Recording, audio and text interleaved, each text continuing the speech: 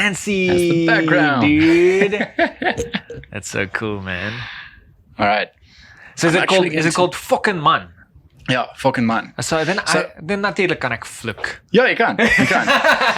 So ons het ek het gedink om nie fucking uit te skryf nie. Ja. So daai is basically soos 'n afkorting vir fucking. Yes. Ons almal het dit gebruik as ons maar op WhatsApp of op Mixit eintlik gepraat het. Oh, cool. Die fucking mense of zoiets en ons het so gesê. Clever. Ja. That was the slang. Yes. Or the what's afkorting in English? Contraction? Abbreviation? Abbreviation. Yeah. I think so. But that's not really. This is something else. Yeah. But anyways, I get you. I get you. Ek gaan net gou een van hierdie oudjies eet. This coffee is delicious, by the way. Dit is lekker, hè? Shit, sorry. Hide these keys. Dude, that bakkie I'm driving. You don't ride a bakkie, you drive a bakkie. It's wild, bro. What's it? Hilux? It's a Hilux, yeah. Hilux. But it's like, it takes me back to my childhood, man. Because like, when you're a kid, your pa of your oom, of your opa or whatever is cruising around in this in a Hilux bakkie, and you're on the back or you're in the front, and it's always noisy and the gears are so huge and shit. And like, dude, I haven't driven in a bakkie in like, I don't know, like 15 years. Whoa. Yeah. Like, because I don't need to. I've always had my own car. So it's like, just haven't need to. And like, you don't drive with your parents much once you leave the house and you're driving your own car and shit. So it's like, I'm driving that thing and it's like so noisy inside and whatever, but it's great. So would you, if you have to buy a new car now, or a used car, would you buy a car or a bakkie? No, buy a car. Well, it kind of depends, dude. Like I'm kind of, for me right now, the priority with a car is fuel efficiency. I drive so much, dude. I drive so much. And on average, with my previous car, I was spending like $3.5 grand a month on fuel. Whoa. Yeah. I do like... That's crazy. I do between like 40 and 50,000 kilometers in a year. So fuel efficiency is everything. Okay. So that makes sense. Yeah. Bakkie gaan nie werk nie. Exactly. Yeah. So on the one hand, I sort of feel like I want a bakkie because of the woodworking, you know, like I have to go to the place and I have to carry wood and stuff up and down. So that's part of it. But also, like I don't, like, dude, I'm not gonna like have 4 kids anytime soon. Yeah. You know, that like, whatever, like, or maybe I will. Shit, who knows? Who knows, man? Life is crazy. Like, for all I know, like I could have 4 kids, like at some point in the future, I don't know. But for right now, I don't know. So it's like, it doesn't make sense for me to buy like a mom van. Yeah. But at the same time, like fuel efficiency is everything. That's why I'm considering like a small little karretjie. That's got like good... Soos 'n I-10 of zoiets. Yeah. Dude, I was just driving my friend's I-10 and not even... So lekker. Dude, not even trying. Like, not even trying to drive carefully. And I'm getting like 5.4 liters per 100. Yep. That's wild. So die eerste kar wat ek gehad het, of die eerste kar wat ek gekoop het, was 'n I-10. Oh, really? Okay. It was I-10. It was a charcoal color. And then it was a December vacation and I parked my car at Henry's house, at her mom's house. And they had, I think you call it a bloekomboom. Yes. So those big ass trees. Yeah. En ons was, ek dink in die Kaap of Hermanus kant toe gewees. Ek was saam met hulle gewees op vakansie. En mense het hulle huis opgepas. Henry's ma's huis. En daar was 'n moerstorm. No, dude. Ja. Don't even, En ek parkeer my kar nooit daar waar, dis soos in die agterkant van hulle erf, nee. Ek parkeer my kar nooit daar nie. En toe het ek besluit ek worry om daar te parkeer, sodat ek niemand hoef my kar in en uit te trek nie. En kry ons 'n oproep. Ek dink dit was so 18de Desember of so ietsie. Hulle weet nie hoe om dit te verduidelik, maar hulle het 'n moerslag gehoor. En toe het die wind wat so gewaai het daar een van daai takke het gebreek. Toe val dit bo op my kar. En ek dink toe ek dit hoor, toe ek van okay, is ek nie so erg nie. Toe is dit soos 'n stomp, 'n moerse stomp wat op my kar geval het, afgeskryf in sy moerin. Ek wil actually kyk of ek gaan nie nou vir jou kan wys nie. Maar ek sal vir jou later, ek sal dit sommer hier so sit op die podcast. Dan sal ek wys hoe my kar gelyk afgeskryf. Karre daarmee. That's crazy. Yeah. Maar dis moes 'n lekker karre. Dis baie lekker karre. And the fuel efficiency is amazing. I was driving down Charles Street one day. Oh. Justice Muhammad now. And you know that street is like lined with jacaranda trees. Yeah. How close do I have to That's perfect. Am I okay? Like if I move like this, I'm okay. Yeah. Okay. It's just jacaranda trees everywhere. Dude, I'm driving down from Duncan towards Menlyn. Yeah. And I see a car on the opposite side, on the left lane, on the far lane. Yes. Going, bro, and one of those branches broke off. What? Broke off from that jacaranda tree and fell on that car while that car was moving, bro. And it wasn't a stomp like what you said, but like it wasn't like a little tucky. Yeah. Like it was a branch. You know what I'm saying? Hoor maar weet jy moet jy skrik as jy ry in hierdie dude, like that kind of thing must give you a heart attack. Like that person probably drives all the side streets now. Like ja, ek sou ook. It's crazy, man. Hoor jy ek en jy het ons het ontmoet op 'n troue wat jy geshoot het. That's right. So hoe dit gebeur het is ek weet nie eens hoe dit gebeur nie. Hoe het ek het jou iemand het vir my gesê hoor jy het iemand nodig. I can tell you how. Ek kan nie eens die storie onthou nie. My girlfriend at the time knew your girlfriend at the time. Well, ja, dis waar. Dis waar. And so she told me that you were like starting out or whatever, and that you told her that if I needed somebody I should let you know or whatever. Yeah. And like I'm always like super late to finding an assistant because obviously my assistant doesn't shoot. So I don't need that person to be a good photographer. I just need them to be a good bag carrier. Yes, you know exactly. what I mean? So I don't really stress about it. And then I was like, oh cool, let me ask Donovan. And that was like the first time. Yep. Yeah. Die heel eerste keer toe ek jou ontmoet het was by daai troue wat jy geshoot het. That's crazy. En ek het nooit ek was gewoond aan soos die troues wat ek al gesien het wat bygewoon het. Mense het net natural light geshoot, soos hulle het net foto's geneem. En toe ek jou I assisted you. Yeah. But not like with... You didn't shoot? Yeah, I didn't shoot. Yeah. I carried your bags and the lights and everything. Yes. Dat was die eerste keer wat ek gesien het hoe beligting werk op troue. Oh, really? Ja, die heel eerste keer. Wow. Ek het dit nog nooit in my hele lewe gesien nie. Ja. En dit was my insane geweest. Dit was my insane, die manier hoe jy 'n foto kry uit daai lig uit. Toe jy vir my ook wys, daai eerste foto wat ek gesien het, hoe dit met die couple shoot, ek was van oh my word. You know what, dude? It's funny, like it's a huge pain in the ass. Lighting stuff at weddings. Like it's really easy to just shoot natural light and whatever. Like don't get me wrong, I don't light every single thing at every single wedding.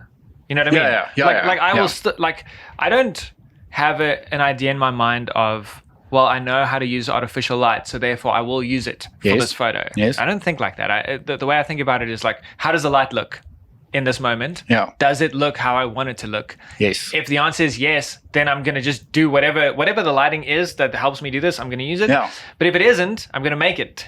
Yeah. I'm going to make the light whatever I want it to be, and then that's where the artificial thing comes in. But I'll be honest, it's a total pain in the ass. Like, ek dink veral soos met die manier hoe die troue loop op die dag ook. Dis heeltyd so. But that's why I need an assistant. Yeah. I could never ever shoot a wedding the way I do without an assistant. It's impossible. Ja, nee, ek kan dink. Just too many variables, too much equipment. Yeah. Like for me to have to set up my stand and my light and then fucking hope that the wind doesn't blow it over. Yes. That kind of thing. Yes. Like I don't want to stress about that stuff because dude, I can't tell you how much equipment I've lost to wind blowing my shit over. Ooh. Like, dude. And it's expensive. Yeah. It's so expensive. Dude, when I still had a studio, the wind didn't even blow this over. I was just being dumb. I had a C-stand with the Avenger mini boom, right? Yeah. Which is like a heavy boom arm. It's like a C-stand style boom arm. And I had a Pro Photo. That's when I still shot with Pro Photo lights. Yes. I had a B1 on the end of that boom, bro. And you know how you always put, like, here you've got it, like you've got the weight of the light over a leg. Yes. Right? If it's not over a leg and it's over the space between, it's just going to fall over. Yes, right? exactly. And so I set up the B1 and like, I just got distracted, man. And I like just walked off. No way. And that thing just like pivoted straight into the ground. Like, oh, bro, everything broke. the diffuser on the front broke, the bulb broke, the casing on both sides broke. Like everything on that B1 was fucked except for the internals. Shit. The internals were okay. I had to send that thing back to Profoto in Cape Town. They replaced all that shit. Yes. Dude, and that's just one of many lights I've broken. Ek kan net dink hoe jy het gevoel terwyl jy weggestap het en jy hoor daai slag en jy kyk om en jy sien daar lê daai lig.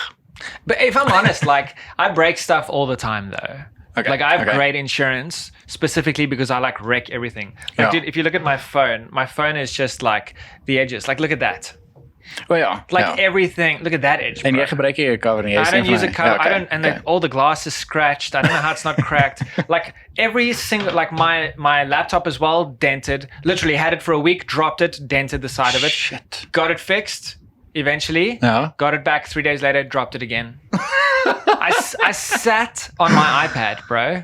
You sat on your iPad? I sat on it. It's a 12.9 inch. I had it on the seat of my car. I got in the car, forgot the iPad was there, sat on it, bent the iPad. Wow, fuck. Nou, werk hy nog steeds? I just bent it back. Yes. The glass didn't break, the screen didn't break, so I just looked at it like this, and then just like bent it back, dude, and it's fine. Yes. So yeah, but that's the thing. That's why I have good insurance for all my stuff, because I just break everything. Yeah. But anyways, back to the point about the weddings, is that it's such a pain, but that's why I have to have an assistant. Yeah. And ek verstaan. It might elevate my work by like a fraction, but I sleep better at night knowing that I put in that little bit of work. Ja. Nee, soos die foto's die ek neem, nog voordat ek iemand gedink het aan om foto's te neem, het ek al geweet van jou. En ek het al gehoor van jou. En die goeders wat ek gekyk het was, ek het jou gesien by 'n troue, die eerste keer toe ek jou gesien het. Okay. Maar ek het nie geweet wie is jy nie. Ek het net gesien, dit is die dude met die lang hare, en ek was genooi na Kaal se troue. Kaal, what's his wife's name? Yes, nou kan ek hier so kort, wag, ek gaan nou vir jou sê, ek het gewerk saam met Kaal by, Solar iets. Carl Landman. What? Dude, that's my stepbrother. Ja, ek was by daai troue gewees. Really? Ja, ek het saam met hom gewerk. Wow. Ja. That is crazy, dude. Dit is 'n hele paar jaar, 6 jaar terug. That's ages ago. 8 years? Yeah, no, I don't know if it's 8 years. I'm saying ages. Okay. Dude, they've been married for a while. Ja. Nee, dis 'n hele paar, en dis die eerste keer toe ek jou gesien het. Crazy. Yo, and that was a tough one. Die trouwe. Dude, that venue. Die venue. That whole wedding was difficult, man.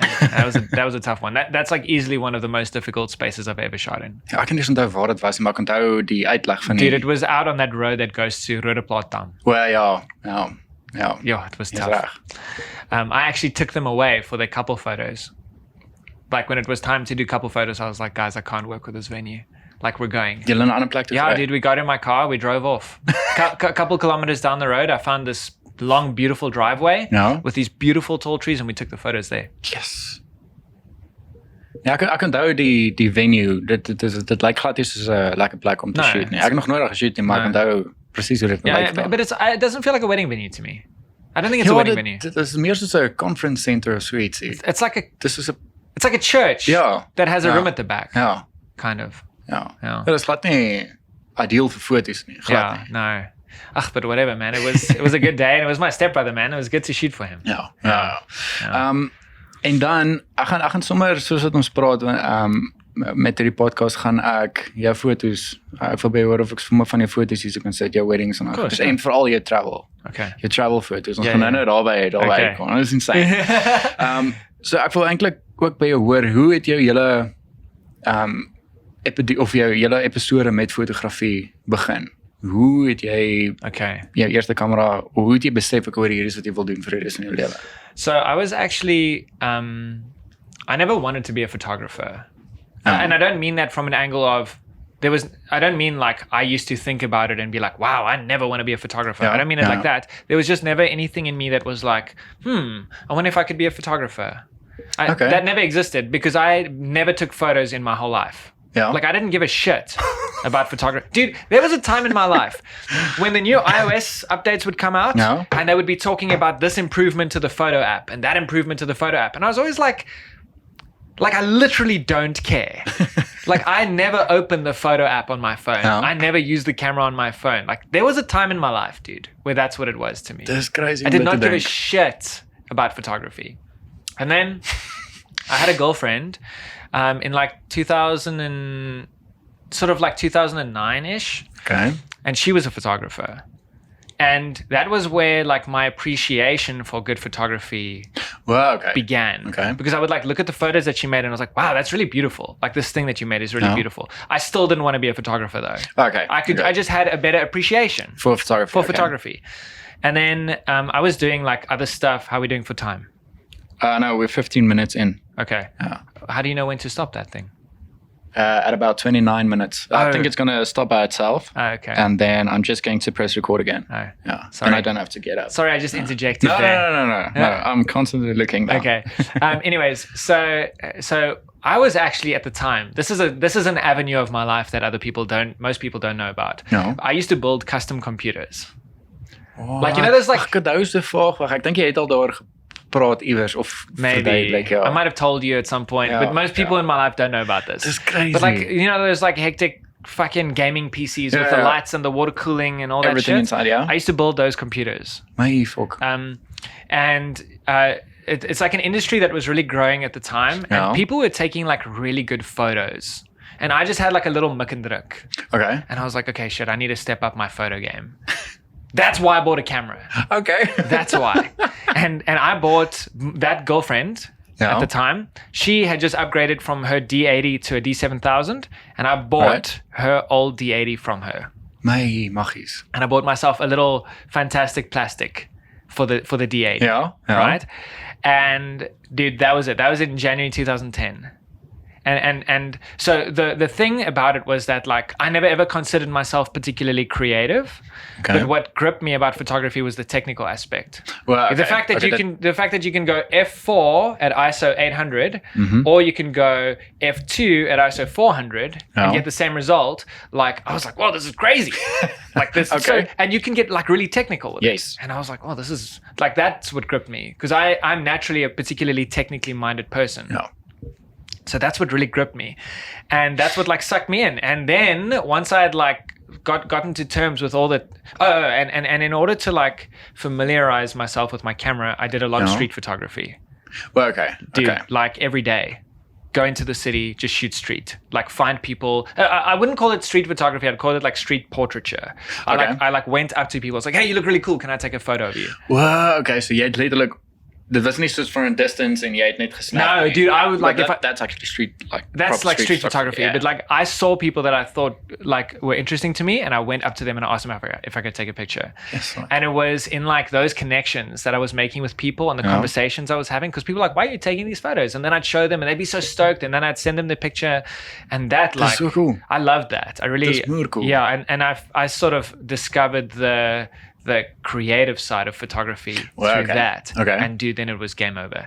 And like 6 months after I bought my first camera, I just realized one day, I was like, this is the thing. Dude, I had literally just gotten a job, my first job. Because I was studying at the time, actually. I was studying IT for like 3 or 4 years. Well, okay. Because that's what I wanted to do. I've been a computer nerd my whole life. I still am, like a total computer nerd. And so that's what I was going to do with my life. Yes. And then I got a job, and 3 weeks later I quit that job because I was like, cool, photography is the thing. This is what I want to do. That's crazy. Yeah, dude, that's it. So that's amazing. That was in June 2010, 6 months after I bought my first camera. Yeah. Dude, I still didn't really know how to operate that thing. I was still figuring that shit out. I had no idea how to run a photo business. But I fucking knew, like, I can't do anything else with my life. Like, this is the thing. And so I will say I was really lucky. I was still living at home. Well, okay. I was like 23, I think. Yeah, I was about 23. I was still living at home. No. And my mom was like really supportive. But it was easy for me because she had just quit her job to chase her dreams also. Well, okay. Yeah. Just this was interessant. Yeah. So she was a paralegal for like 14 years. No. And dude, my mom really loved making like super awesome cakes. like super awesome cakes. Dude. And so she had quit her job. She literally like walked into her boss's office one day. She was like, fuck you. Boom, threw an envelope down on his desk, and she was like, I'm out, because her boss was a bit of a dick. Okay. So she resigned and did her own thing, and it was like 2 or 3 weeks later that I was like, yeah, Mom, I want to be a photographer. And she's like, go for it, dude. Go for it. Yeah. Oh, that's amazing. Yeah. So she kind of, that helped me not need an income. Yeah, you know what I'm saying? Okay, like, I understand. Yeah, like starting a business, like most businesses are not making money in the first couple of years. Yep, that's waar. So I could kind of survive like that. And yeah, dude, the rest is just things growing. Ja, dis insane. Ek gaan definitief van jou street photography, soos die wat jy mee begin het. Gaan ek hierso sit sodat die mense kan kyk. Asseblief. Ja, of course. Dat ek hierso kan opsit dan. So ek het juist hierdie podcast, ek weet nie of ek vir jou gesê het nie. Sit ons op YouTube en dan op die podcasting platforms. So ek extract die audio, so die podcasting platforms, en dan die mense wat die video wil kyk, kan dan sien ek hoe die foto's lyk en That's cool. Love it. Ek sien definitief uit om dit vir die mense te wys. So die wat nie vir Adventure ken nie, gaan nou weet hoe die wiese werk. Well, you'll see how shitty my street photography was. Shitty, yeah, that was amazing. Bro, I didn't know what the hell I was doing in the beginning. I was just winging it. I didn't know how to speak to people, because I used to be very shy as well. I was definitely more like shy and withdrawn and stuff. So like even just approaching people to ask for a photo was terrifying. And I never like coached them. I'd be like, hey, can I take a photo of you? And then they'd be like, sure. And then I'd be like, okay, cool. Then I'd point my camera, and then they're like, what do I do now? And in my mind, I was like, shit, I don't know. So like obviously I got better at that over time. But like, seker help ook, nee. Dude, it was like, because I did it almost every day. Okay. Like, dude, I was in the city all the time. Like I used to go there and like see people that I knew, because I've seen them so much in the last 3 weeks. Oh, wow. Yeah. Okay. So you had a relationship ook gebou, bietjie met mense. Yeah. And doing that every single day helped me progress, because also what I used to do was I used to read like a ton of, I still do this now every single day. I used to read articles about photography, like things that you can learn and stuff, you know, like from these sites like F-Stoppers and like Petapixel and SLR Lounge, that kind of stuff. And I used to read all those articles, and then I would like learn a new thing, like, oh cool, I can like frame it like this, so I can do this with my settings or whatever. And then I would go and I would shoot implementing that stuff. It was like, amazing. I don't know if I've ever worked that hard in my life, but it was like the best. Yeah, it was the best. Ag, dis insane. Ek onthou ek soos toe ek begin het ook die SLR Lounge goeders het ek soos die tutorials wat daar was, het ek daarvan af gewerk toe ek net begin het ook. En daar's so baie goeders wat mense, soos ek het myself op YouTube ook geleer. YouTube. As ek iets wou geleer het, YouTube. Honestly, when it comes to video and photo, like you don't need to pay 1 cent to learn anything. Like, dat is waar. Do you know what I used to do? Like I had this app on my phone, on my iPad called Instapaper. I don't know if they still make Instapaper, but it's another one is called Read It Later. No, it's called Pocket now, which is basically, let's say you're on a website and you want to read this article at some point, you save it with your Pocket account, and it saves it to this app, and it downloads it locally, and then you can categorize it and stuff, and then you can read it all later. And I used to go to, like, let's use SLR Lounge for example. Like when I first discovered it, I went there. And you know, SLR Lounge is basically a blog. It's just got all the posts in chronological order. And I'd scroll through page after page, and I would see articles that I'm like, oh, this looks interesting. And I would just open them in a new tab until I had like 100 tabs open. I would have gone like 4 or 5 years back in SLR Lounge's history. And I would have this browser with like tabs that are so small that it's just a lanky. Right? And then I would, one by one, I would go to each tab, save to Pocket, close, save to Pocket, close, save to Pocket. And I build up this library of content. And then, dude, I just used to like read and read and read and read. That's how I learned everything, bro. Everything. Like YouTube tutorials were not as big as they are now back then. Yeah. Back then it was all article-based content. That's how I learned everything, dude. I didn't pay 1 cent, man. The first tutorial I ever bought was like 5 years into my career. Yes, dude. Dis crazy. It's crazy. En dit wys jou ook net soos mense wat graag wil foto's doen of so ietsie, hulle hoef nie te gaan studeer nie. Ek sê nie dis verkeerd om te gaan studeer nie, maar jy hoef nie al daai geld uit te gaan haal om soos foto's te leer, om te leer om foto's te neem nie. Selfs video ook. Dude, I think overseas there probably is more value, but I haven't met one person here who finished at one of the photo schools who's like, yes, I like those 3 years were worth my time and worth my 200K that I spent. I haven't met one person. Dude, I've had so many assistants that are like first, second or third year, or they just finished. Who have come out of there and been like, yeah, I wasted my money. Ek kan definitief saamstem met hulle, want ek het 'n jaar gedoen, ek wou 3 jaar gedoen het, ek het net 1 jaar gedoen, toe besluit ek, Did you do like information design or? No. I did what did I do? It was an open window. Okay. But it was not information design. What was it? Oh, don't they have one called like visual communication? Yeah, visual communication. Yes, I did that. And I did the here, but I did it part-time. Okay. And then I decided after that year. No, dude. No. And it's too much money. Dude, it's so much. It's so expensive. I don't know what it costs now, but I know like 10 years ago it was like 60K. It's super expensive. Yeah, it's wild. No, it's crazy. It's wild. I think I finished my so ek het my kursus het ek afbetaal dink begin van hierdie jaar en ek het dit soos 3 of 4 jaar terug gedoen. That's wild. Dude, honestly, I think for anybody who wants to like do that now, you take that 60 grand from the first year, buy yourself like an iPad even. Like you don't need a computer, buy an iPad, because the editing in Lightroom Mobile is enough. If you're starting out, it's enough. Like you don't need full-blown Lightroom, you don't need full-blown Photoshop. It's enough. And then you take like 10 grand, you go and buy yourself like a Fuji X-T1 that somebody drove over, that's scratched and beat up and the screen is fucking broken or whatever. Like and you dude, I've seen X-T1s for like 5 grand. I'm telling you, bro. And I've shot like 60 weddings on an X-T1. Yes, dude. Like go and buy that and a little 50mm f2 lens of theirs or a 35mm f2. That's like 4 or 5 grand. There's 10 grand. 10 grand. You've got your camera. 20 grand. You've got your iPad. That's 30K. You take the rest of that money, bro, and you just invest it into whatever internet infrastructure you need. Fiber at home, all that shit, and that's all you need. Dis wat jy sê. You can build you can be professional. Like you can be good enough to be making money. With just that setup. Dis waar wat jy sê. I'm telling you. Dit is regtig waar wat jy sê. Jy het altyd Nikon geshoot, né? Toe jy oorgeskuif Fuji toe. Yes. En jy steek nog steeds by Fuji. Dude, the thing is like there basically isn't a bad camera today.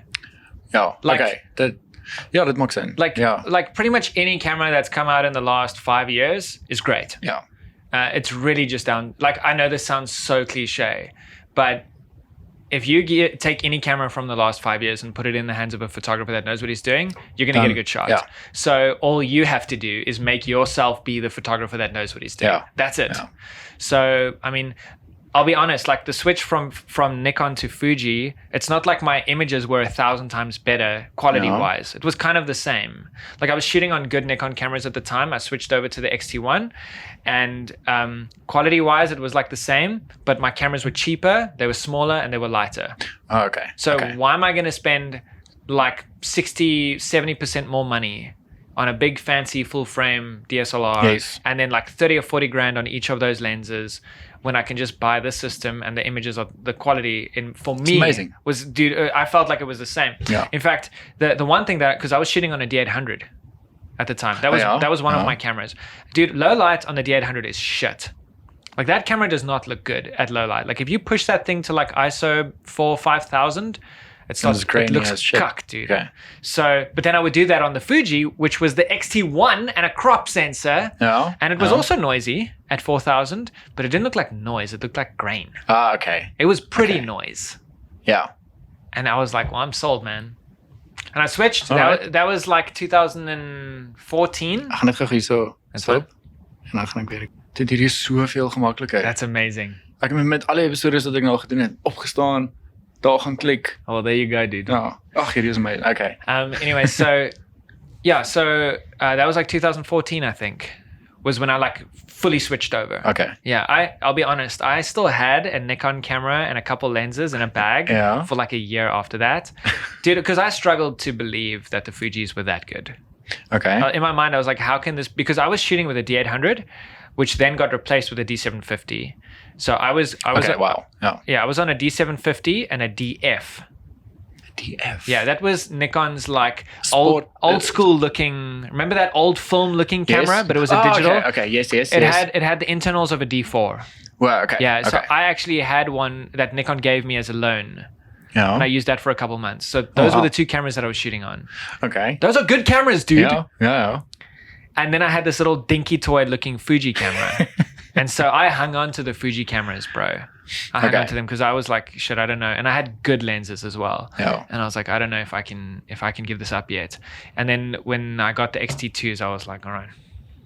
Wasting my, this is just depreciating in my bag, and then I got rid of it. Yes, dude. En Fuji is nou by wat die XT4, né? XT4, yeah. XT4. Yeah. Do you have that one or I'm still on XT2. XT2? Yeah.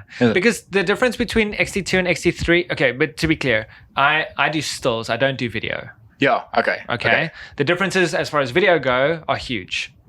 Okay, but the differences in still from XT2 to XT3 is like hardly anything, and the differences from XT3 to XT4 is also hardly anything. Well, okay. So I couldn't justify it because the XT2s are like this incredible sweet spot for me. Yeah. Like, dude, I've had those cameras since like 6 months after they were released. I've dropped them. I've had them soaked in water. Like, I've taken them to so many countries, bro. Yeah. In the snow, in the heat, in the rain, like everything.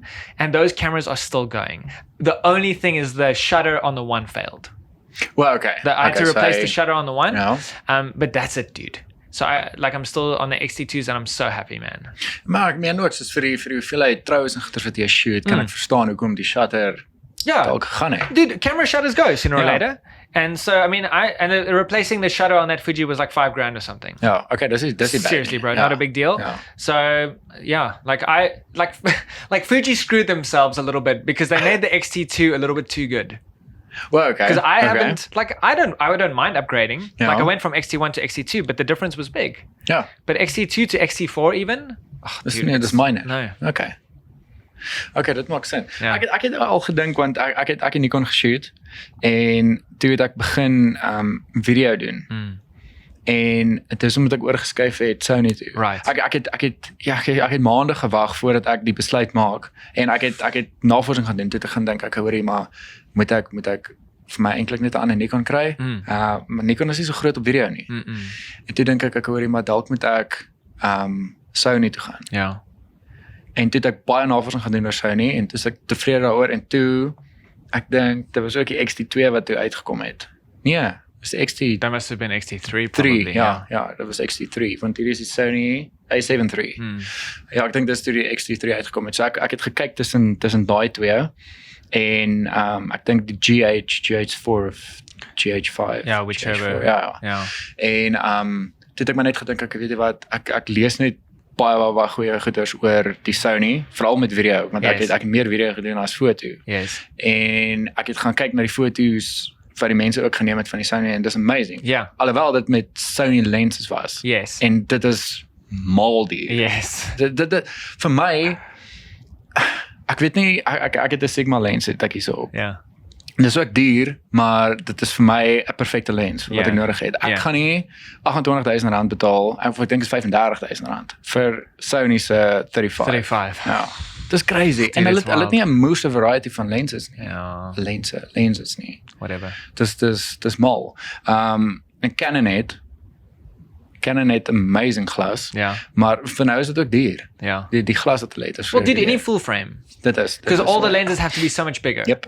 And that's part of why I love being on the Fuji system is because the lenses don't have to be so big. Yeah. So then I don't have to spend like, dude, I dropped my camera at a wedding and broke my 56mm lens, which is like the 85mm 1.2 of Fuji's. Dropped it on the corner of a step, broke the lens. I bought a second-hand one that was brand new, dude. No. Like that thing looked like it never been used. I bought it for like $9,000. Yes, dude. $9,000, dude. For Fuji's like, and the thing is, it's not even that Fuji lenses are cuck. Like Fuji makes Hasselblad lenses. Yeah. Okay, those lenses are fucking amazing. So it's like I get this incredible, like can't believe my eyeballs lens that's razor sharp, even at 1.2 for $9,000. And that's the thing. Like I've seen a lot of work come out of these those Sony cameras, and they're amazing. Ja. But it's that battle, you know. But again, if I was shooting video, I would be on Sony as well. Ja. Kyk, ek is moes tevrede met die Sony en met die video's wat ek al geshoot het. Dis insane en veral met low light ook. That's amazing. Yes, dis amazing. Yeah, it's amazing. Dis rarig amazing. Vir my is maar net soos die prys op die kamera. Want ek het hom gekry net toe hy uitgekom het. Maar een van my vriende het hy het gevlieg vir SHL dink ek. Okay.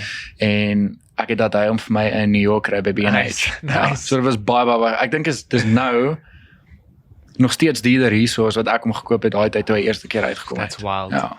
Dude, it's crazy. One of our mutual friends listed his Sony 70-200. He posted today on Facebook that he's selling it. Second hand, $36,000. Okay. Dude. Ek gedink ek weer gaan nog daar maar lekker prys wees. Bro, it's like when I see that, Fuck it. because like I said, I also used to shoot full frame. Yeah, I also used to buy full frame lenses. And I'm like, Ja, holy fuck. moly, that's so fucking expensive. Jy kan nie. Like, how do people afford that shit? Ek verstaan ook nie. Ek meen, ek weet baie van die mense wat sportfotografie doen. Hulle die Sony A9 dink ek. Ja. En ook met hulle, dit is nie eers die 70-200 nie, ek dink is die 200 to 400 or something like that. Dude. And that is crazy expensive. Bro, What the fuck? Hoe maak jy geld met, ek weet nie hoe maak mens geld met sportfotografie nie.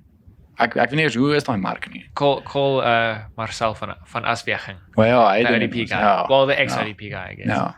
Ja, dis crazy. Ja. Ek weet nie, dit is vir my net belaglik. Ek weet nie of ek ooit in my hele lewe soveel sal betaal vir 'n lens nie. Yeah. Dude, I've had some lenses that I paid a cuckload of money for. I remember when I was really lucky when I bought my 85mm. Ja. This is when I just I sold my D80. No, I kept the D80 actually. Ja. But I bought a D7000 and an 85 1.4G. That is Nikon's, even today still. That's like their, well, no, now they've got that 58mm 1.4, which is also a really good lens. Okay. You know that one? No. Yeah. But anyways, the 85 1.4 was like their amazing portrait lens. Dude, I got that thing for $10,000. At the time, it was selling for 30. Wat? I got it for 10K. From some dude who bought the D7000 and the 85, and he shot 46 photos on that camera. He's been shooting Leica for a few years. Okay. Ja, maar dis and then he was like, well, let me try these Japanese cameras. And he bought a D7000 and the 85, and he took 46 shots on it, dude. And I bought that camera and that lens from him for 20K. Wat? Was hy net soos oor het? En dude, that camera at the time was going for like 15. And yes, the lens was going for like 30. And I was going to buy the camera from him, and then I saw the 85 and I was like, I'll give you $10,000 for the lens. Yeah. I just took a shot. And then he was like, cool, no problem. Yes, dude, daai's 'n deal. What a score. That's a deal. Yeah. That's a lucky But deal. yeah, he told me, I asked him like, how can you do this? And he was like, no, dude, like you don't know what you're missing until you've shot with a Leica. Yeah. And then you realize like, it's got soul. Like the Japanese cameras don't have soul. Yeah, okay. And dude, I don't know about that. Sometimes I wonder like, is that like a thing that people just impose into it? Because I mean, I don't know what Leica cameras cost now, but at that time, this is like 10 years ago, I don't keep up with pricing of this stuff. Yeah. But at the time, the M9 was like 65 or 70 grand for the body. And dude, those lenses, he had a 50mm 1.4. Those lenses are like 65K. It's ridiculous. Dude. And it's like, in my mind, I'm like, I'm sure it's great. But I don't know if it's like, do we feel like it's so amazing? Yeah. Because like that's the culture around Leica. Like, is it really there? Like, I have shot with one. I have a guy that I know. He's the Adorama guy. His name's Mark Wallace, and he was in South Africa a couple of years ago, and he had one, and I took some photos with it, and like it looked nice. But in my mind, I'm like, my Fuji photos look like this. Yeah. So my Fuji costs like 1/10. Ja, exactly. So ek weet nie, ek gebruik mense die Leica cameras gebruik hulle dit vir street photography of yeah, like the Leica cameras are generally the the way it looks to me, this is for like purists and people who've like been photographers for 15 or 20 years. They've been in the game for a long time, and they've got their Leica, and this is what they carry it around their shoulder when they go out. And they get their photos and shit, and that's amazing, dude. I love that. I love that culture. Around Leica cameras, this whole lifestyle of my camera's with me wherever I go. I think that's cool. I don't really know that. It's hard for me to justify that these days because of how good phones are. You get amazing photos on your phone. So I sort of feel like I used to carry a Fuji around with me everywhere I went. Like literally everywhere I went. I even had like one of those little Black Rapid straps, the little ones. Well, okay. Yeah, I think it's called the Metro. And that, shout out to Black Rapid. And that that used to be with me all the time. But dude, then it's like, I think when I got like my iPhone 10 maybe, I was just like, shit, I can't justify carrying a camera anymore because these photos are so good. On the phone, But anyways, that's besides the point. I think that's sort of the culture around Leica cameras. And I think it's cool, man. Ja, nee, I think it's cool. 100% saam, Gepraat van fone, dis een van die vrae wat ek vir jou ook by jou wil hoor. Dink jy ons gaan in die toekoms troues kan shoot net met jou foon? Sonder dat mense dink oor dit is weird dat die fotograaf met sy foon neem? That'll take time. We will reach a point where we can shoot a wedding on an iPhone before we reach a point where other people won't think it's weird. Do you know what I'm saying? Yeah. Like, if you showed up to a wedding with that Sony camera 10 years ago, people wouldn't have taken you seriously. Because why don't you have one of those big, bulky DSLRs, right? I remember when I switched over to Fuji, dude, and I'm by no means trying to sound fancy with this. I didn't pioneer anything or whatever. I don't want to make it sound like I'm saying that. But I was one of the first dudes who like fully switched to Fuji here. At the time that I switched, there was one other wedding photographer that was doing it, and Bernard Brand. He and I switched kind of at the same time. But I don't know if there were many other people. But for argument's sake, let's say there were just like 50 people in the country. They weren't. They definitely weren't. But let's say there were 50 at the time shooting on Fuji. Everybody else was shooting a wedding on a big fancy DSLR. And dude, when I switched, I had so many people say to me like, I won't switch purely because my clients are going to think that I'm showing up with a camera that like it's not a serious camera. Dude, everybody said that to me. And I told everybody like, I don't give a shit. Like if a client is not going to hire me because my camera's not big enough, I don't want to work for this person. Yeah, exactly. Yeah, like if you saw my portfolio and you were happy with my portfolio, you need to be cool with me showing up with a fucking iPhone if I want to.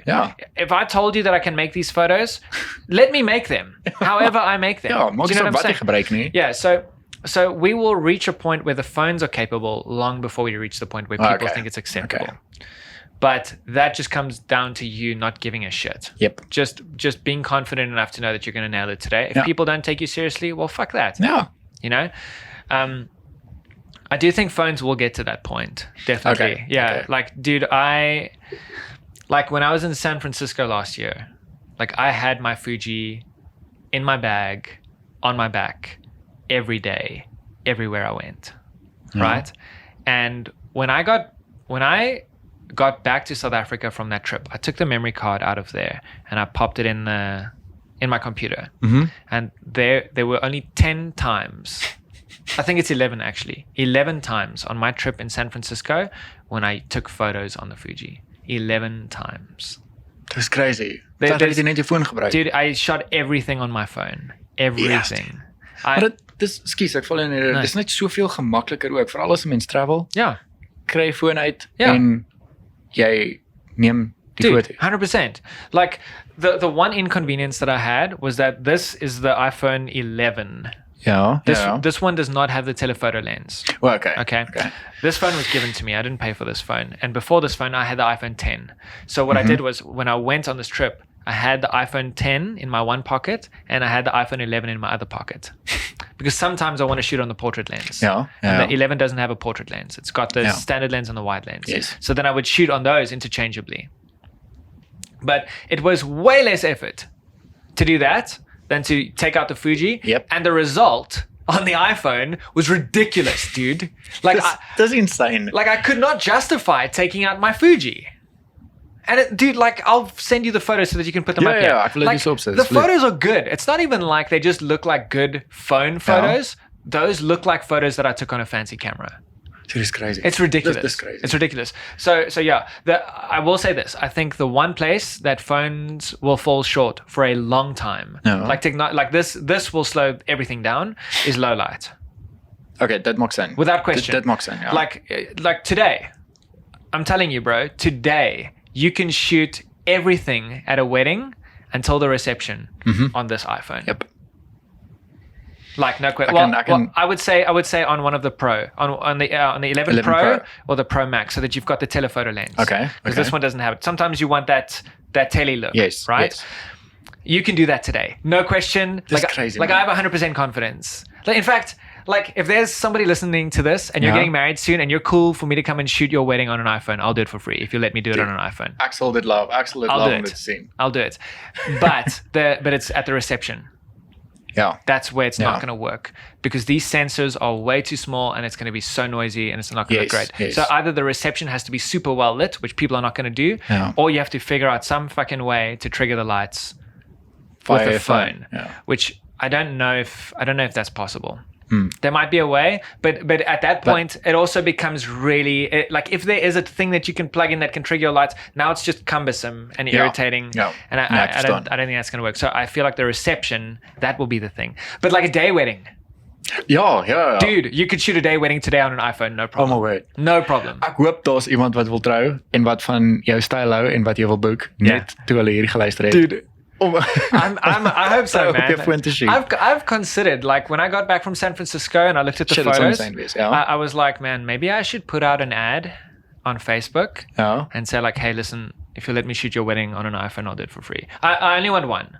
I don't want to do like 50. I just want one. But I think that would be fun. Dude, that's only insane. Yeah.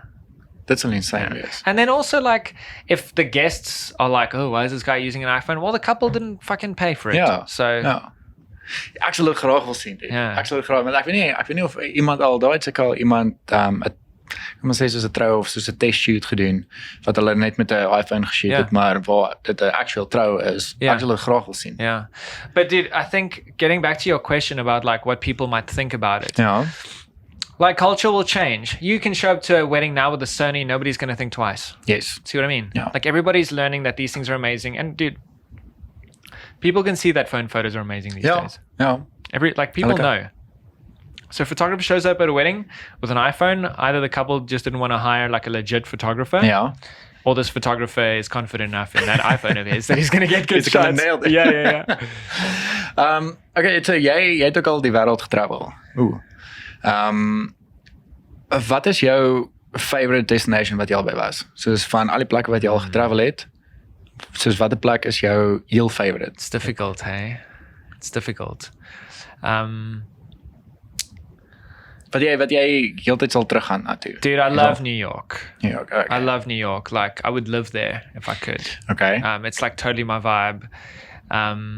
I think the one thing that I don't like about it, I did love this about it when I was there, but as time progresses, I want my life to slow down. Okay. You know what I mean? That makes sense. Yeah, like I feel like I've been trying to like, how can this be better? How can this grow? And it's just like, I've realized that like when I'm living like that, I'm often stressed about shit. Yeah. And I just don't see value in living a life where I'm stressed. I don't want to be stressed. Yeah, like I would rather have half as much money and half as much like nice things or whatever and live in a smaller place and a less fancy car if it means that I'm not stressed during the day. Yes. I would much rather live that life. I didn't always have that perspective, but I do now. So that's the one thing about New York that kind of doesn't appeal to me because you don't go to New York and take it easy. You go there and work your balls off for as long as you're there and you're just trying to survive. Yeah. That's what it looks like to me. I don't want to live that life. Yeah. I don't want to live that life. Ek kan so dink, ek meen dat jy die manier hoe jy dit verduidelik dat jy werk jou gat af daar as jy daar bly of wat ek al so selfs met Casey Neistat. Yeah. Ek meen vandat ek sy vlogs en goeders begin kyk het ek gesê ek dink hy het 8 of 9 jaar daar gebly en hy was konstant, hy het so gegrind die hele tyd en hy het nou getrek, ek dink Los Angeles toe. En ek meen, hy hoef nie nou meer so baie te post op YouTube nie, want hy het 'n brand gebou en daai goed, maar ek dink hy het soveel rustiger lewe daar as in New York. So like I love how it is there. I love the culture. Like I said to you and Henry just now, like I love how like open-minded people are there. Like I love the fact that, like, dude, every single day when I was there, somebody would walk past me dressed like so ridiculous. like what are you thinking? Or like half their head is shaved, or it's like normal. Face tattoos, or like this all this crazy shit. And it's normal. And I love that because that guy might not have the balls to shave half of his head here in Pretoria because of how conservative everything is here. But there, because everything is so liberal and everything is so open-minded, people have the freedom to express themselves in whichever way they want. And I love that. So I love New York and I love Tokyo. Tokyo is like wonderful. I've never been to Tokyo before. Dude, it's wonderful. Like that's another place I would live for sure. It's basically like a very, very clean New York. Well, okay. And also a kind and generous and lovely New York. Like it's just like the people there are so nice and respectful and wonderful, and it's clean. New York has this like stench. Okay. I just you know what I mean? So I love Tokyo as well. Yeah, I guess those are probably the two places that appeal to me most, I guess. Okay, cool. Ek wil so graag Tokyo ook en soos Japan en daai plekke. Ek wil dit baie graag gaan besoek eendag. En dan 'n ander plek wat ek weet jy ook al by was is Iceland. Oh, dude! I don't know why I didn't think of that now. Yeah. Okay, so Iceland but that's like it's different. Like you can't think of Iceland the way you think of any other destination. It's different. Like for example, you go to New York and then you've got your Airbnb, and every day you wake up, you take a shower, you walk out, you get on the subway, you go to that stop, you go and have breakfast or coffee or whatever, and you walk around and see all the cool things in New York. That's what it looks like. Iceland is nothing like that. Iceland is, you wake up early before the sun rises, you get in your rental, you pack all your shit. You're not going to stay here again tonight.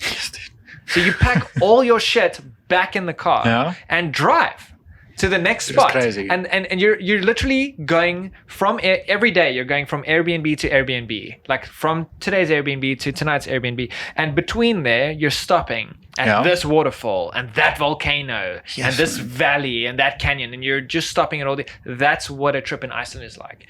And dude, it's like it's the kind of beauty that like nobody could ever describe. The beauty in Iceland to you. You've never seen anything that could prepare you for how beautiful Iceland is. Nothing. So, as ek foto's kyk, soos die foto's wat jy ook al geneem het van Iceland en as ek op National Geographic of so iets gesien, iets wat in Iceland geshoot is van hoe bestaan hierdie plek? En dis net op 'n foto vir video. Ek wil nie eens weet hoe dit lyk as jy daar is nie. Dude, there were days when I was in Iceland where like for a brief moment I was like, man, I feel like there was part of me that didn't believe that I was on Earth because of how that landscape looks. Like, it's so hard to describe to you, dude. But like, you cannot fathom how otherworldly Iceland looks. There's no, just like a simple example, there is no brown dirt in Iceland. All the ground in Iceland is pitch black. All of it. So it's like when you look at a mountain that's got some greenery on it, it's on black. Not brown. That's crazy. And it's like little things like that are everywhere make the whole place feel like otherworldly. And there's no trees. There's like hardly any trees in Iceland. Yes. And like everywhere, dude. Like the drive from your first car rental to your first Airbnb. Just on that little drive, it's like 2 hours, right? Depending on where you stay, obviously.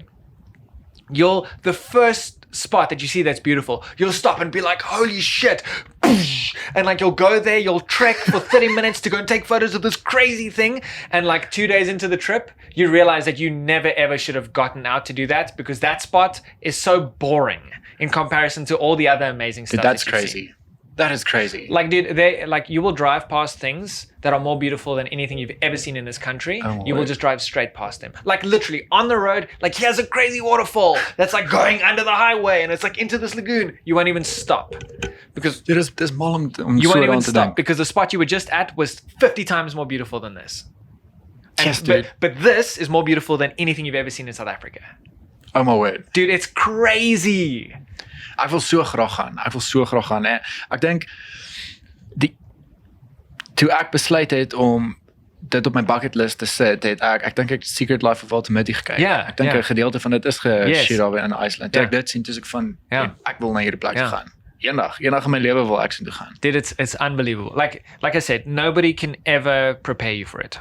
Doesn't matter what like this, what I'm saying to you right now, Yeah. if you went to Iceland tomorrow, you'd be like, yeah, okay, it didn't do it justice. That's what it'll feel like to you. Shit, man. Like the first time I went, on like day 5 or day 6, we were driving from one spot to the other, Yeah. and there was a moment where I was like, wow, this is the first time I've ever looked at a landscape in front of me that didn't blow my mind. Shit. Like I had that moment where I realized this landscape is like average. Like this is the first time my eyes aren't like melting because of how beautiful everything around me is. And it was like 5 days into the trip. Bliksem. Dude, that's insane. You literally get out of your car, close your eyes, spin around a few times, point your phone, take a photo. You can print that shit and put it on your wall. Dis crazy. It's wild. Ek sal graag so 'n trip wil doen, maar ek dink ek en Andre nou die dag met jou gepraat. Ons moet 'n trip. Ons moet 'n trip doen. We have to do it, man. Ja, ek sal dit doen. I've already gone twice. Dude, I'll go again tomorrow. I'll go again tomorrow. Dude, as hierdie COVID storie oor is, nee. En ons kan weer travel. Yeah, dude. Wanneer ons weer geld het. But like those kinds of places, like there's also New Zealand, which is like on the same sort of, and Norway. Like these, And Norway. yeah, Norway Iceland, looks New amazing. Zealand, and Norway. The way I understand it, are kind of in the same sort of bracket. All They right, all okay. have landscapes that are like on that scale. Dude, is crazy. But dude, I'd go back to Iceland right now if I could.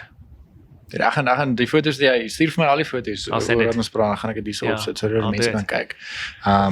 Want ek gaan soos wat ek dit edit en ek kyk die foto's gaan ek wees van ek wil weer. Ek wil nou vlieg. And dude, I have so many photos from these trips that I've like never showed anybody actually. That's it. Yeah, I'm terrible with my travel photos. Like No. I shoot them and when I look at them, when I get back to the Airbnb and I look at it and I'm like, oh my gosh, this is so great. Then I'm happy. Ja. Like I don't need to show anybody. I don't post it on social, whatever. Like dude, most of the photos from that I send you now will probably be photos that I've never shown anybody. Raar. En jy is okay daarmee om dit te wys. Yeah. Okay, cool. No, I'm not trying to hide it. Dis net yes. I didn't make those photos for anybody except myself. Ja, And if ja. I'm happy, then Okay, cool. Okay, dis reg. Ek gaan dit hier so opsit. Ek gaan soms so ek dink ek gaan so spaces so weer wees wat ek dit so gaan Cool. rol. Ek sal dit so 'n paar sekondes opsit vir Cool. dat mense net kan inneem. cool. Nou wanneer jy met te vinnig verbygaan. Yeah. Gaan ek gou hier stop. Ons is so uur in Cool. trend. Ja. Great. Ja. En dan 'n plek wat jy nou nog nie na toe getravel het nie. Enigstens en waartoe sal jy graag wil gaan? Ooh. Wat op jou bucket list is, soos die plek wat jy baie graag sal wil sien wat jy nou nog nie gevisit het nie. Dude, there's so many places, man. I've hardly done any of Europe. Okay. Yeah. Okay. I've been to Turkey, Ja. and like half of Turkey is in Europe, and Yes. the other half is in Asia. Mhm. So I've done that. But I haven't really done Europe.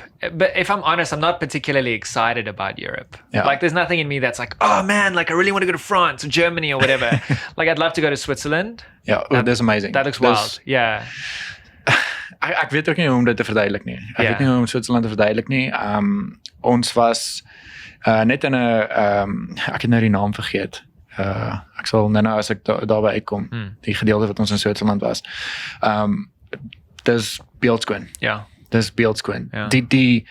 The air that you breathe as well, because ek het asma. Oh shit. Dit is net so skoon. Soos ek kan dit Really? in my longe voel. As ek asemhaal, dan kan ek voel hoor hierdie is heeltemal 'n ander lug wat ek inasem. Wow. Dis amazing. Dude, I've seen these videos of like, I saw this one the other day that blew my mind. It was like a tram or a train, Ja, I guess. That's like, so if we look at it from the side, like there's a little town and it's like on a big mountain like this, and the train is like going uphill like this, and as it's going uphill you see the background and it's this like ridiculous vista, like these huge mountains. Yes, dude. like but like on, it's like it's like this town is so far away. Like the mountains are so big. Like I can't believe how big they are. Like when I see things like that, I'm like, I want to go there because that like blows my mind looking at this. Yeah. You know, like dude, there's a place in Turkey called Pamukkale. Yeah. And dude, I saw a mountain range when I was there that I couldn't believe my eyes. It was like I looked off into the distance. Like try and visualize this. I looked off into the distance to like where the earth is round. Yeah. Like because I was up high and I like look over and then I see like some clouds on the horizon. Now imagine seeing that horizon far away. Mm-hmm. Okay. Dude, coming out of those clouds was a mountain range. Like Like just thinking about it now, I'm like, I can't actually fathom how big that mountain range was. It like blew my mind. And I remember like my friends were like, what's the big deal? And I was like, guys, look at that fucking mountain range. Like it's so huge and so beautiful. My friends like, yo. And I'm like, oh my God, it's like so amazing. But it's like when I saw that, like that's what I feel when I look at those videos of Switzerland. It's like these mountain ranges that are ridiculous. No, it's crazy. That kind of thing blows my mind. It's crazy. Another place that I think you would actually love soos die scenic routes en soos net hoe dit lyk is Lake Como in Italy. Really? Lake Como it's beautiful, dude. Really? It's crazy. The amount of beauty in that place. Oh man. And ek weet nie hoe om dit te verduidelik nie, maar die reuk, soos die lug se reuk. Ja? Dit is asof daar parfuum hang in die lug van die blomme.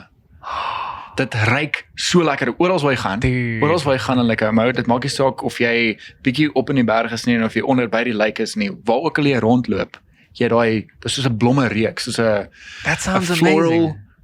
Ja, dit ruik ongelooflik lekker. Ja. Dis net so gehoor jy het iemand nou parfuum gespuit of so iets en oral waar jy gaan, het dit daai reuk. En dis so mooi. Dis regtig soos die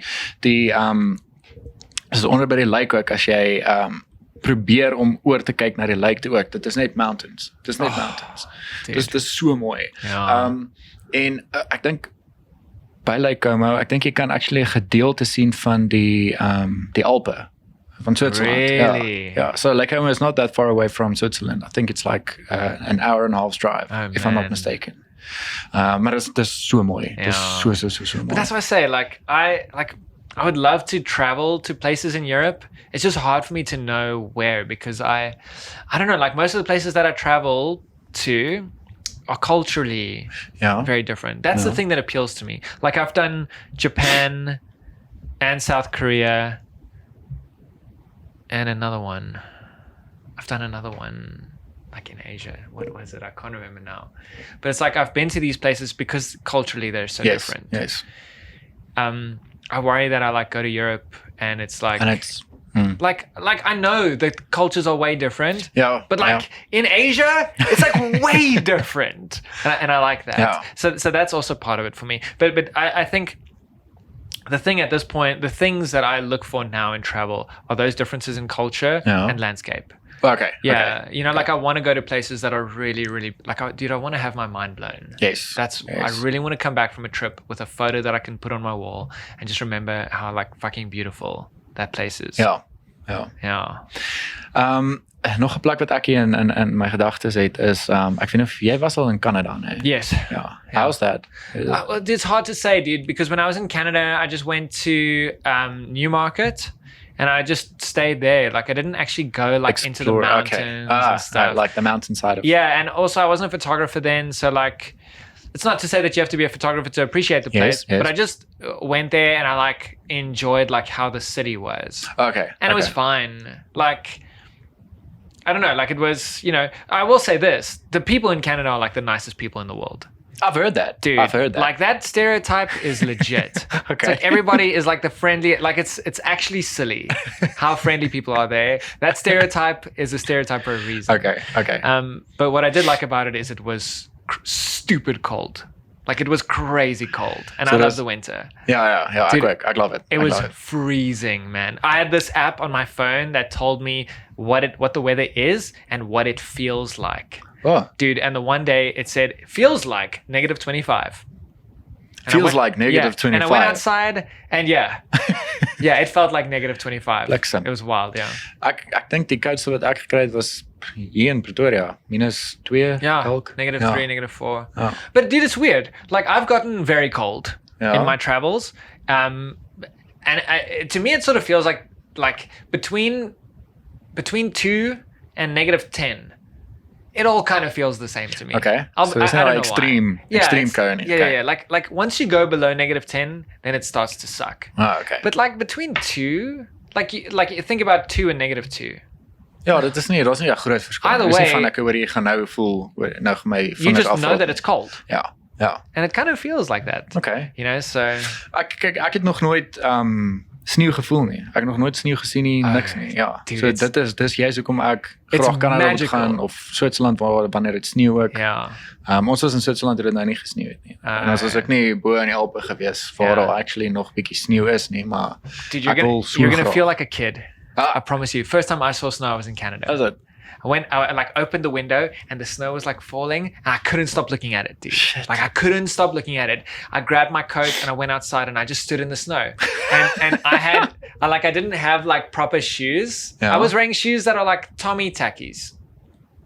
Was gewone Tommy tackies. Ja. Like that's what I was wearing. So is kou kom maklik daardeur. Dude. Ja, dis is 'n stukkie lap. Yes. And I like walked in the snow and my shoes just got like soaked. But it was like, dude, I felt like a child. Like yes, I felt dude. Like I was like, man, I was like 20, 21. Yeah. Okay, yeah, that is. And dude, I felt like a kid. Like the snow falling and like landing on my skin and like looking at it there, like it felt so magical, man. Like it's amazing. Ek sien so uit om dit te experience. Yeah, and like the white Christmas. Yeah. You know, like jingle bells and whatever that's snowing outside and whatever. Yes. Dude, it's everything that you think it is. So jy was daar oor Kersfees? Yes, I was in Canada over Christmas. I did New York in Christmas once as well. Really? Dude, and it's like everything you think it is. Like I don't want to overhype this, but it's fucking great. Yes, dude. Ek weet nie wat ek eerder sal wil doen, sal ek 'n white Christmas wil doen of sal ek eintlik net eerder sneeu wil gaan sien wat ook al eers nou kom nie, maar ek dink just do them both at the same time, dude. Ek dink so. Northern Hemisphere in Christmas you're good. Yes, dude. Well, not everywhere obviously, but ja. Ek wil dit so graag doen. Ja, it's great. Ek voel elke keer as ek praat met mense wat al in sneeu was en dan voel dit asof ek die enigste persoon was wat nog nie sneeu gevoel het nie. Yes, dude. But we never have snow here. Ja, dis die ander ding. Like I saw snow at Market Theatre in Joburg like 5 or 6 years ago. Remember it snowed that one time? Yeah. Like dude, I was there doing a shoot at the Market Theatre. Come outside and there's a yellow a beetle, VW Beetle with a layer of snow like this over it, dude. And I was like, oh my gosh. And I was just there like touching the snow like a child, man. Ek onthou dit, ja. Ek dink dis die naaste wat ek aan sneeu gekom het, maar ek dink ek was in, waar was ek gewees? Ek dink ek was in Hartbeespoort of ek het van daar af gery of so iets. Toe sien ek hier dit gelyk soos as basically wat geval het. En toe sê ek wat gaan nou aan? Toe hoor ek op die radio hoor jy dis actually besig om te sneeu of hulle het 'n ander woord gehad daarvoor. Dis nie sneeu nie, soos nie kapok nie. Ek dink is kapok. Hulle noem dit kapok in Afrikaans. I don't know what that word is. Net soos geval het, ja. So ek sien moer baie uit daarvoor. Dude, you got to do it. One day when we have money. Yep. And we can actually travel. And enjoy a white Christmas. I think that is an experience of a lifetime. Yeah, dude, it's great. Okay, dude, maar ek dink dit is al vir vandag. Ek is eintlik honger. Ek weet nie of jy honger is nie. Yeah, I'm pretty hungry. So ek dink ons stop die podcast sommer net hier so. That's actually why I agreed to the podcast, is because I knew I was going to get dinner after. All right, let's go and enjoy some dinner. Cool, but thank you so much for your time, Ed. I really appreciate it. And I'm excited so that whoever is listening to the podcast is going to see your amazing work from travel to weddings and all that stuff. Thanks, dude. And yes, I really appreciate it. And cool, thank you so much, man. Thank you. All right. Cool. Cheers, guys.